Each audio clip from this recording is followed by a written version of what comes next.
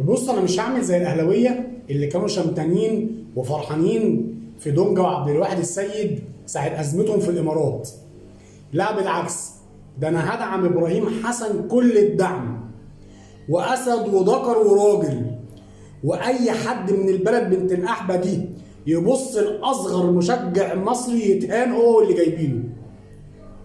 انا ما بعرفش اكيد بمكيالين. الموضوع ما فيهوش اي حاجه تستدعي ان الامن يتدخل. عيل صغير واقف بيتصور مع تريزيجيه بمنتهى الحب والادب والود، لا حد صوته عالي ولا حد عمل دوشه ولا حصل تلامس ولا حصل دفع ولا حصل اي حاجه. جاي عامل فيها ذكر وبتتنطط ليه؟ استريحت لما اتعلم عليك في بلدك انت واللي جايبينك؟ فانا الموضوع شايفه موضوع كرامه بعيد عن الكوره.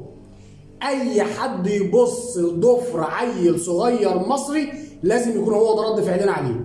المصري دايما كرامته عاليه، المصري ما بيعرفش يطاطي، المصري ما بيعرفش يعدي الموضوع. وبعدين انت جاي مع واحد ابراهيم حسن وحسام حسن، دول اللي ما شافهمش في شبابه ما يعرفش عنهم حاجه. يا باشا دول في الجزائر، دول خطفوا الآلي هناك من العسكري وكانوا هيفضوهم.